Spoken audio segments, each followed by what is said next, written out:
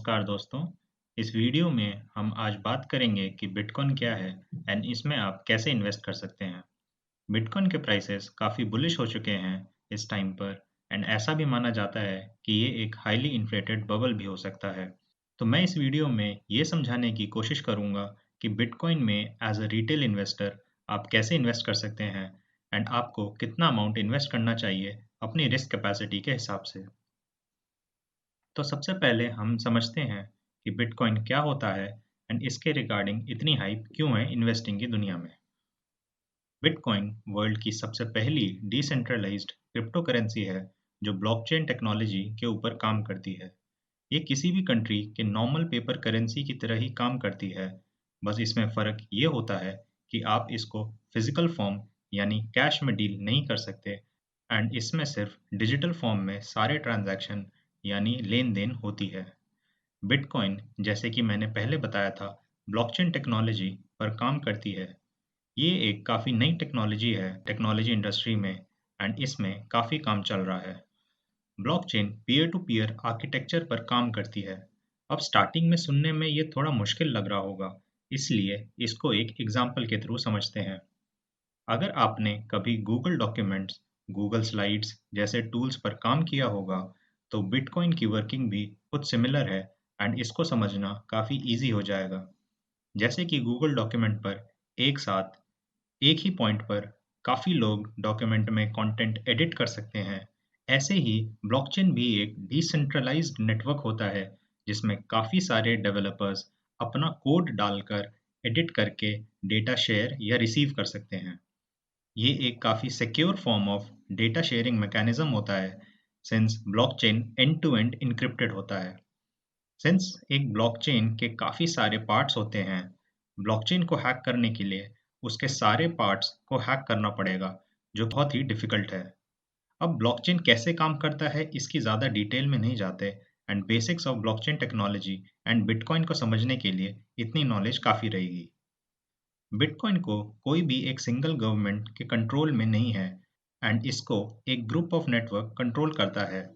इससे ये फ़ायदा होता है कि मनी ट्रांसफ़र किसी भी एक कंट्री से दूसरी कंट्री में ट्रांसफ़र करने के लिए कोई भी रिस्ट्रिक्शन नहीं होती।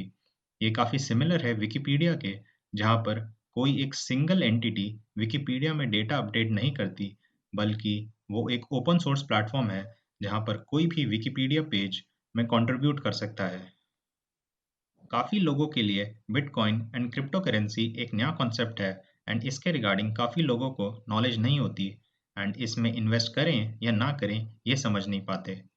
बिटकॉइन को काफ़ी इन्वेस्टर्स गोल्ड से कंपेयर करते हैं सिंस ये गोल्ड की ही तरह एक स्केर्स रिसोर्स है एंड पूरी दुनिया में केवल 21 मिलियन बिटकॉइंस ही अवेलेबल हैं एंड इसमें से 18 मिलियन ऑलरेडी माइन किए जा चुके हैं। बिटकॉइन की माइनिंग क्या होती है, इसके बारे में हम आगे वीडियो में डिस्कस करेंगे।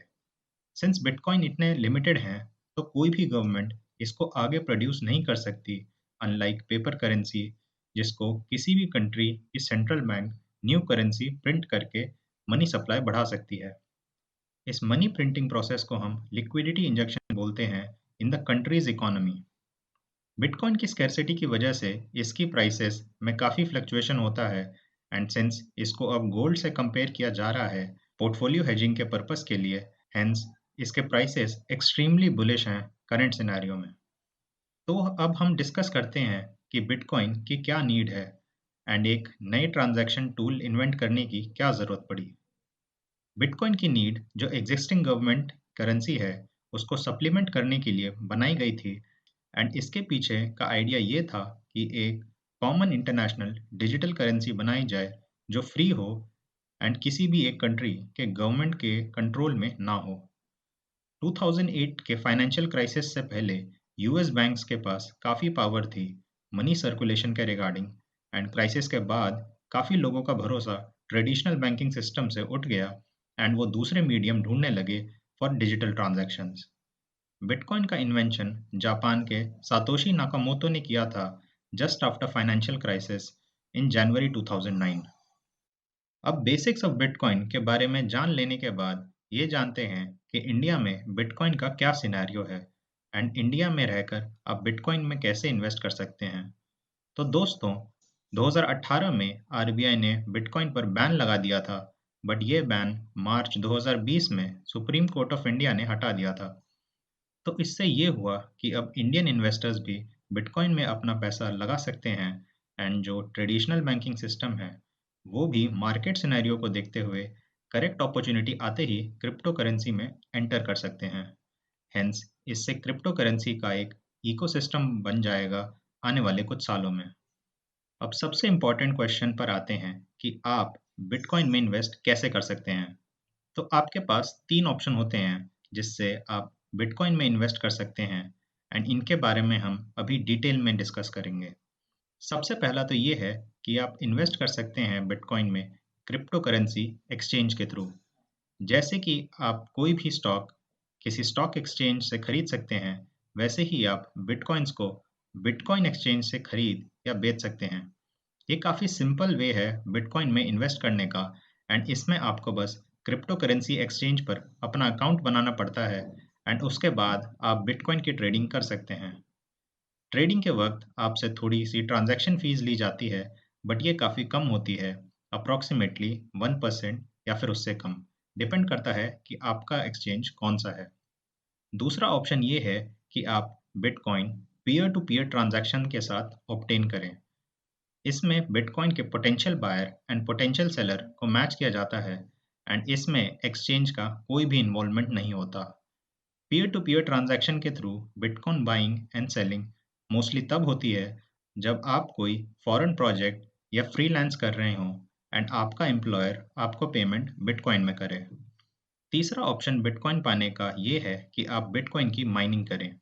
ये काफ़ी मुश्किल प्रोसेस है, एंड नॉर्मल लोगों के लिए मोस्टली ये फीजिबल नहीं होता, बट स्टिल नॉलेज पर्पस के लिए हम इस सेक्शन को आगे डिस्कस करेंगे। जैसा कि मैंने पहले बताया था कि बिटकॉइन में इन्वेस्ट या ट्रेड करने का सबसे अच्छा ऑप्शन है कि उसको एक ट्रस्टेड एक्सचेंज या फिर ट्रस्टेड बिटकॉइन ऐप्स के थ्रू किया जाए।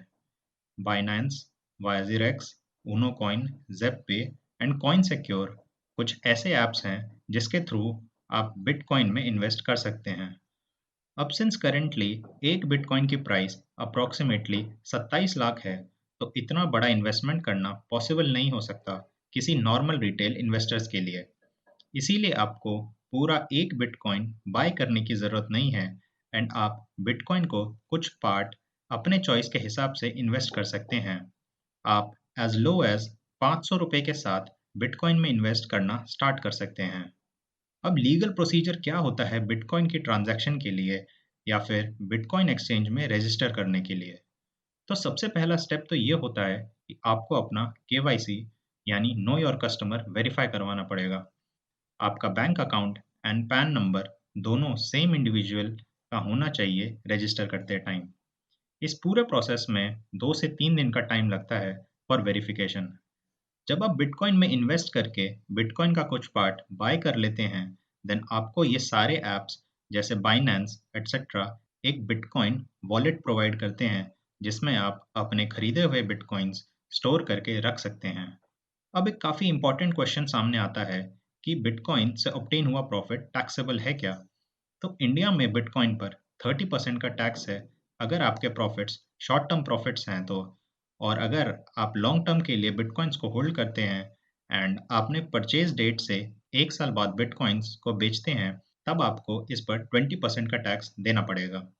Although bitcoins most popular currency है, आप दूसरे क्रिप्टो करेंसी में भी इन्वेस्ट कर सकते हैं, जैसे कि इथेरियम, लाइटकॉइन, रिपल, पियरकॉइन, जेटा कॉइन एटसेट्रा।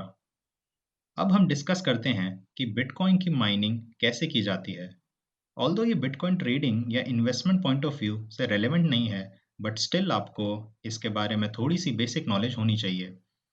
तो आपको एक बिटकॉइन तब मिलता है जब आप बिटकॉइन के ब्लॉकचेन में एक नया ब्लॉक सक्सेसफुली ऐड कर दें तो। एज डिस्कस्ड, ब्लॉकचेन के काफ़ी सारे पार्ट्स होते हैं, एंड इसका एक चेन सॉर्ट ऑफ स्ट्रक्चर होता है। हेंस एक सिंगल ब्लॉक बिटकॉइन के पूरे ब्लॉकचेन का छोटा सा पार्ट है। तो बिटकॉइन माइनिंग के 2 पार्ट होते हैं। पहला पार्ट ये है कि आपको बिटकॉइन के 1 MB फाइल जितने ट्रांजैक्शंस को वेरीफाई करना पड़ता है।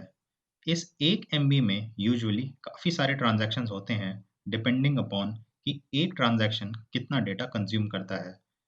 इसके बाद आपको एक कॉम्प्लेक्स मैथमेटिकल प्रॉब्लम सॉल्व करनी पड़ती है यूजिंग एडवांस्ड कंप्यूटर, जिससे आप उस बिटकॉइन के ब्लॉकचेन में एक नया ब्लॉक ऐड कर दें। अगर ये दोनों टास्क सक्सेसफुली कंप्लीट हो गए हैं, देन आपको एक बिटकॉइन रिवॉर्ड के फॉर्म में मिलता है। बिटकॉइन की माइनिंग हमारे घर के डेस्कटॉप कंप्यूटर्स या लैपटॉप्स पर माइन नहीं किए जा सकते, एंड इसके लिए एक एडवांस सेटअप चाहिए होता है। आपको स्पेशल टाइप ऑफ ASIC, जिसकी फुल फॉर्म है application specific integrated circuit type का कंप्यूटर चाहिए होता है, जो सिर्फ बिटकॉइन की माइनिंग के लिए स्पेशली डिजाइंड होते हैं। इसके साथ साथ बिटकॉइन की माइनिंग के लिए काफ़ी सारी इलेक्ट्रिसिटी कंज्यूम होती है, हेंस एक स्ट्रॉन्ग और कंसिस्टेंट सप्लाई ऑफ इलेक्ट्रिसिटी भी चाहिए होती है बिटकॉइन की माइनिंग के लिए। अब हम समझते हैं कि बिटकॉइन थ्रू एक्सचेंज और बिटकॉइन थ्रू माइनिंग में क्या डिफरेंस है, एंड इसमें से कौन सा ऑप्शन बेटर है। तो ऑब्वियसली अगर आप बिटकॉइन की माइनिंग करते हैं, देन आपको काफ़ी सारा इन्वेस्टमेंट करना पड़ेगा स्पेशल टाइप ऑफ कंप्यूटर खरीदने में और उसके इलेक्ट्रिसिटी सप्लाई एंड मेंटेनेंस में। इसके साथ-साथ बिटकॉइन माइनिंग में काफ़ी टाइम कंजम्पशन होता है, सिंस आपको कंप्यूटर्स के थ्रू एक कॉम्प्लेक्स मैथमेटिकल प्रॉब्लम सॉल्व करनी पड़ती है। इसके ऑपोजिट में बिटकॉइन एक्सचेंज के थ्रू इन्वेस्ट करना रिलेटिवली ईजी है, एंड इसको ट्रेडिंग के पर्पस के लिए यूज़ किया जा सकता है। बिटकॉइन एक्सचेंज या कोई ऐप चूज़ करते टाइम आपको 4 चीज़ों का ध्यान रखना पड़ता है। सबसे पहला ये है कि वो ऐप में ईज़ ऑफ यूज़ रहे। वो आपको बिटकॉइन के थ्रू ट्रेडिंग पेयर को सपोर्ट करता हो, जैसे कि आईएनआर के थ्रू बिटकॉइन में इन्वेस्ट करना, bitcoin ethereum pair etcetera. Trading के time high level of security रहे, एंड एक्सचेंज फीस भी रीजनेबल कॉस्ट पर अवेलेबल हो, जिससे buying and selling of bitcoins easy and smooth रहे एट लीस्ट पॉसिबल कॉस्ट। तो फ्रेंड्स, इस वीडियो में आज के लिए इतना ही। अगर आपको ये वीडियो पसंद आया तो आप इसको लाइक एंड चैनल को सब्सक्राइब कर सकते हैं, जिससे फ्यूचर में आने वाली वीडियोस की डिटेल्स आपको जल्दी से मिल जाएं। तब तक के लिए thank you and happy learning.